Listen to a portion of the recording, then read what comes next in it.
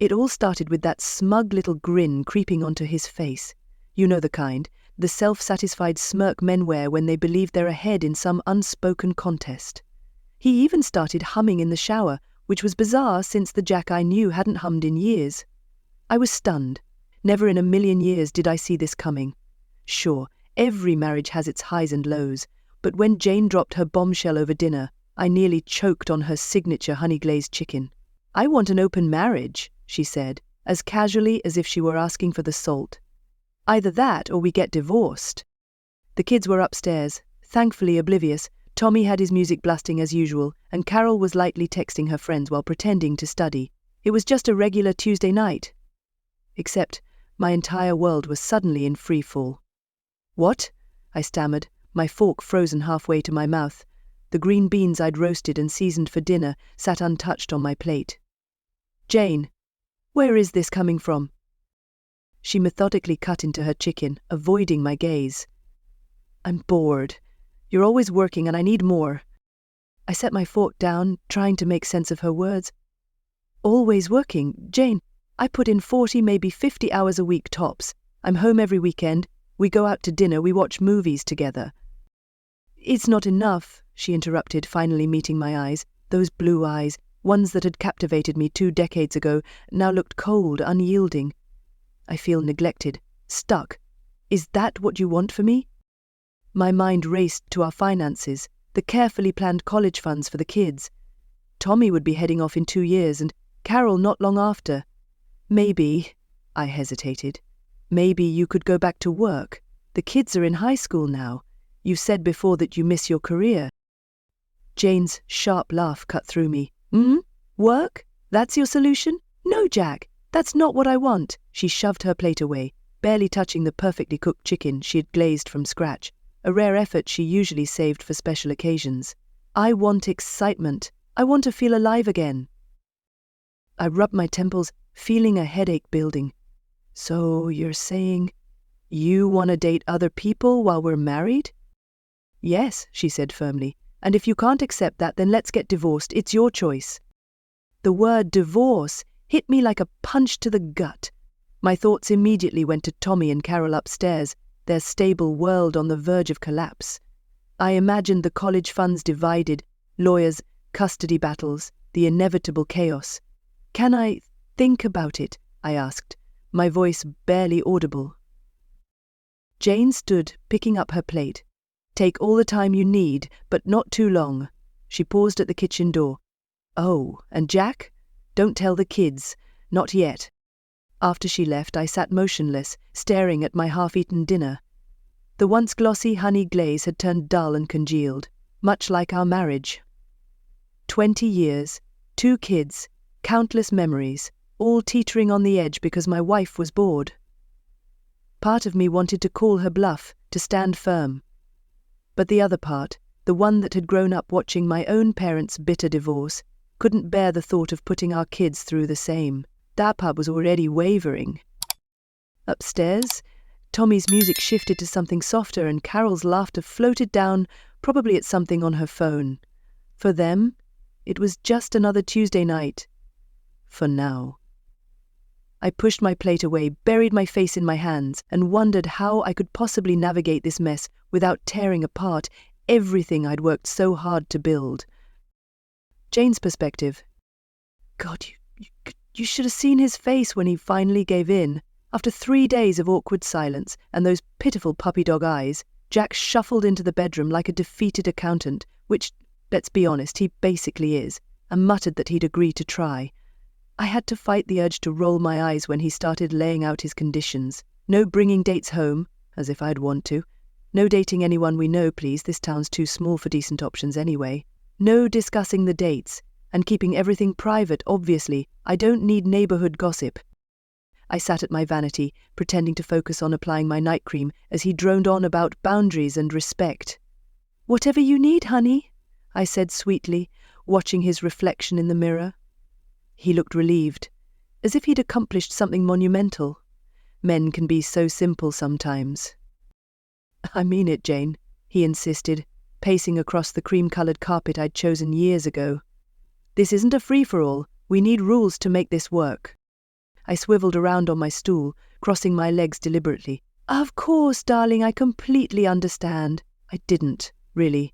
His rules felt like just another way for him to micromanage everything, the same way he does with his precious spreadsheets and budgets. He stood there, awkward and unsure, shifting his weight from one foot to the other. I want to make sure this doesn't hurt our family. The kids will be fine. I cut him off. Don't be so dramatic. They're teenagers, Jack.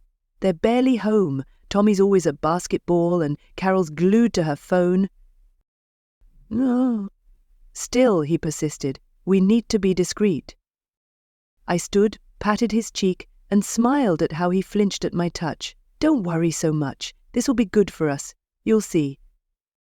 Later that night, while Jack tossed and turned beside me, I lay awake, scrolling through profiles, already imagining what or who might come next. The variety of options was intoxicating. Young men, successful professionals, artists, everything Jack wasn't. The excitement bubbled inside me like sparkling champagne. The next morning I hummed while making breakfast. Jack stumbled into the kitchen, looking like he hadn't slept a wink. Poor guy, he really needs to learn to loosen up. Coffee? I offered cheerfully. He just grunted and grabbed his travel mug, the same thing he did every morning. This was exactly why I needed change. The monotony was unbearable. Have a great day at work, honey, I called out as he left, and I meant it. The longer he was at work, the more time I had to explore my newfound freedom. Sipping my coffee, I started plotting. First a wardrobe update, then maybe I'd join that upscale gym across town. The one Jack always claimed was too pricey. But what could he say now? He'd agreed to all of this, giving me exactly what I wanted. A marriage on my terms. I glanced at my phone, smiling at the notification for 3 new matches. This was going to be fun. And the best part? Jack would have to live with it. After all, he'd agreed to everything to keep our marriage intact. Men tend to overcomplicate things. They just need a little push. And if that push happens to come with an ultimatum, well, that's just being practical. The basement isn't so bad, honestly. I moved down here the day after Mark, my co-worker, casually mentioned seeing Jane at that fancy new bistro downtown, with another man. I'd converted the space into a home office years ago, so at least there was a decent futon. It beat lying awake upstairs, staring at the ceiling, wondering if Jane was actually out with her friends like she claimed. Dad, why are you sleeping in the basement? Carol asked one morning, catching me grabbing coffee before school. Just working late, honey, I lied smoothly. Don't want to disturb your mum? The lie came easier than I expected. Carol seemed satisfied, though Tommy sometimes gave me a knowing look. At 16, he wasn't naive. I threw myself into work. My boss, Dave, was thrilled when I volunteered for the Peterson account, our biggest, most demanding client. Then I took on the Martinez portfolio and the new startup accounts. Before long, I was clocking 70 to 80 hours a week. You're going to burn out, Dave warned one evening, finding me still at my desk at 9 p.m. I just smiled and showed him the projection reports. I'm fine. Besides, these hours mean better commissions, right? Every extra penny went straight into accounts I'd set up long ago, college funds for the kids, in their names, with me as the sole custodian. One of my smartest decisions. Jane couldn't touch those funds, even if she tried. Tommy's was on track first. He had his sights set on State University, just like me. Carol's took longer, since she aimed for private colleges. The mortgage payments doubled, credit card debt disappeared, and I even built a separate emergency fund. I told Jane it was for home improvements. She barely noticed, too wrapped up in her own activities to care about her finances. You should slow down, my sister Marie urged during our weekly calls. The kids hardly see you. But they understood more than she realized. Tommy often joined me in the basement, doing his homework while I worked. Carol would bring down hot chocolate, pretending to need help with math, but really just wanting to sit with me.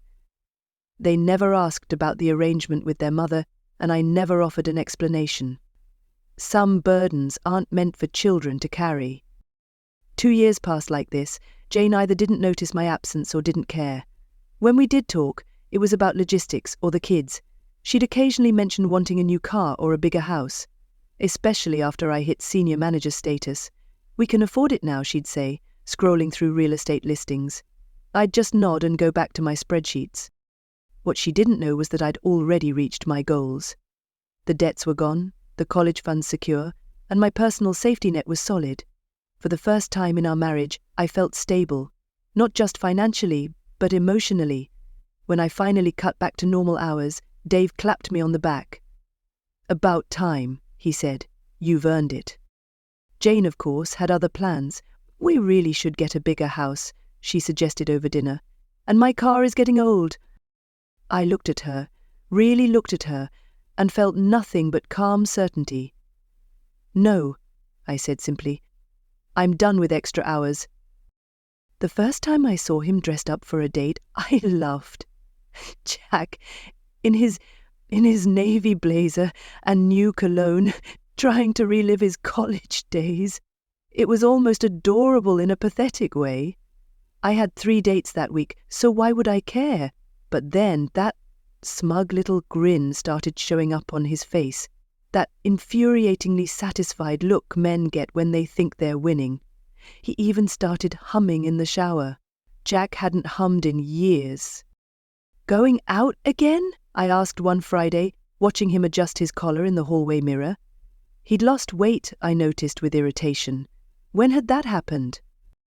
"Aha," he replied, not bothering to look at me. The old Jack would have stumbled over an explanation or asked for my approval. This one just grabbed his keys and left.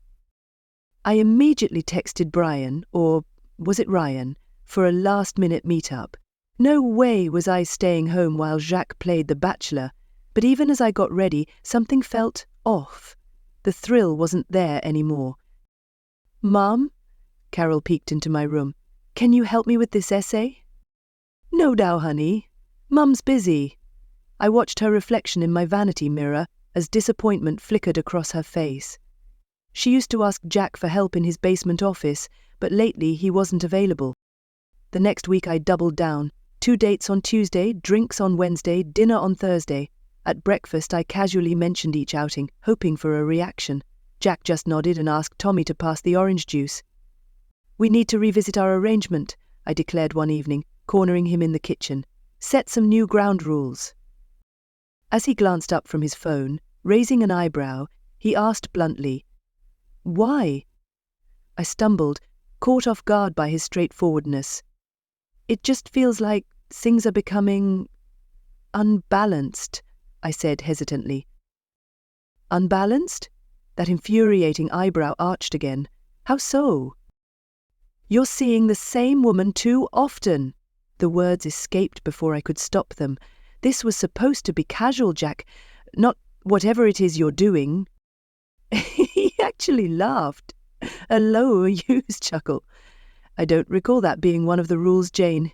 In fact, I distinctly remember you saying we wouldn't interfere in each other's dating lives." Switching tactics, I placed my hand gently on his arm, the way I used to when I wanted to convince him of something. "I'm just worried about you, about us, about the family." With a soft but deliberate motion, he moved my hand away. "The family's fine, Jane. The kids are fine. Everything's fine." But it wasn't. Nothing was fine. He was supposed to be miserable, trapped in his basement, overworking himself to exhaustion while I enjoyed my freedom. Instead, he was happy, genuinely happy, and it wasn't because of me. So, I started imposing rules, small ones at first, like checking in before making plans, then bigger ones, no seeing the same person more than twice, and finally, desperate ones. All dates required mutual approval. Jack just smiled that maddening smile and ignored them all. Meanwhile, my own dates began to feel hollow. What was the point of having fun if he was having more? I started cancelling plans, staying home just to watch him leave. Once I even followed him to a cozy wine bar downtown. Through the window, I saw him laughing with a blonde woman, elegant, intelligent-looking. She was everything I had once been before giving up my career to become a full-time mum. "You've lost weight," I tried again one morning. "Are you eating enough?" "Joined a gym," he replied casually, grabbing a protein shake from the fridge. Jack, drinking protein shakes? I wanted to scream, to throw something, to make him feel as unsteady as I did. This wasn't how things were supposed to go. He was supposed to remain predictable, safe, boring. Jack, my backup plan while I had all the fun. Instead, he was transforming into someone new, confident, happy, and entirely independent of me, and I hated it, absolutely hated it. Sally wasn't what anyone would expect. She wasn't some young trophy wife chasing a middle-aged man, nor a lonely divorcee hoping to remarry. She was a corporate attorney, lettered and willing to get an armful of books in law divisions in Termy. Years after our marriage, the couple independently sharp-witted and capable of making me laugh. We met at that quaint bookstore downtown, both reaching for the same financial thriller. The irony wasn't lost on me. "You're different," she said during our third dinner. "Most men claiming to have open marriages are just cheating." I stirred my coffee, choosing my response carefully. "I believe in honesty, even when the truth is messy." What began as dinners evolved naturally into weekend hikes and hours of deep conversation over coffee. Sally never asked for more than I could offer. She understood where my priorities lay. "Dad," Tommy's voice broke through my thoughts one evening as he caught me smiling at my phone in the basement. "You seem happier lately." I look at my son, so perceptive, nearly a grown man. "I am, buddy. Sometimes life takes unexpected turns." Jane noticed, of course. She began hovering, observing, and asking questions she'd never cared about before. I kept my answers simple, reminding her of the rules she herself had set. None of her business. The day she cornered me in the kitchen, I knew it was coming. "We need to talk about the arrangement," she began, her tone laced with that familiar mix of sweetness and manipulation. "I think we should add some new rules." I continued making my protein shake, keeping my voice calm. "What kind of rules?" "Well," she fidgeted with her coffee cup. "Maybe we should limit how often we see the same person. You know, keep it casual." "No?" She blinked, clearly unprepared for my response. "What do you mean, no?" "I mean, no, Jane, I'm not agreeing to any new rules." Turning to face her, I added, "But I do think it's time we had an honest conversation." Her voice rose slightly, tinged with panic. "About what?" "About how I've known exactly what you've been doing from the start." The coffee cup froze halfway to her lips. The ultimatum, the manipulation, the threats of divorce, I saw through all of it. My tone stayed steady, even as I added, "I knew what you were doing when you demanded an open marriage. Just like I knew about David from your yoga class and Mark from your art group." Her face turned pale. "You knew?" "I'm an accountant, Jane. I notice patterns. Credit card statements, unexplained absences, gym memberships for places you never visited." I leaned back against the counter. I went along with it because the kids needed stability. Tommy was preparing for college. Carol needed to focus on school, not a messy divorce. But you were always working," she stammered. "I was securing our children's future," I replied. "College funds, emergency savings, clearing debts, all in accounts you couldn't touch. I wasn't blind, Jane. I was preparing." Her attempt to recover came as anger. "You had no right to—" "I had every right," I interrupted, still calm. "Just like I had every right to find happiness once I knew the kids were safe. Sally isn't a reaction or a game. She's someone who values honesty. Something this marriage hasn't had in years." "You planned all of this," she whispered, barely audible. "I learnt from the best, didn't I?" For the first time, I let a hint of steel enter my voice. "You taught me about playing the long game, Jane. About patience. About timing. The kids are safe. Tommy's off to college. Carol's fund is secure. The house is paid off. Everything I did was for them." I picked up my protein shake and turned to leave. "You wanted an open marriage because you thought it would give you control. You never imagined I'd find happiness in it." Pausing at the door, I added, "And about those new rules you want, the answer is still no. The arrangement stays the same until I decide otherwise." The sound of a coffee cup shattering in the sink followed me out. I didn't look back. In the driveway, Sally was waiting to take me to dinner. She waved and I smiled. Genuinely. Sometimes the best revenge isn't revenge at all. It's simply living well and embracing the truth. I tried starting sweet, making his favorite breakfast, Eggs Benedict with that hollandaise sauce that's such a pain to get right. He didn't even come downstairs to eat it. Kids hardly see you anymore. I tried, cornering him in the garage. It was a low blow, sure, but I was getting desperate. He just turned to me with those irritatingly calm eyes. They saw me last night at dinner, he said evenly, the dinner you skipped for your book club. Sweetness hadn't worked, guilt wasn't working, time to play my trump card. I want a divorce, I declared, disrupting his peaceful Sunday morning coffee routine. This tactic had always succeeded before. He'd weigh the costs, consider the chaos, and fall back in line. This time, he didn't even glance up from his newspaper. Okay? The simplicity of his response threw me. Okay, I sputtered. What do you mean, okay? I mean okay, he replied.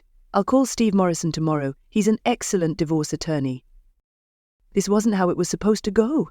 But the house, the kids, your precious college funds? Now, he finally looked up and I wished he hadn't. There was something in his expression I didn't recognize, or perhaps had never bothered to notice. The kids are nearly grown, Jane. Tommy's off to college and Carol's not far behind.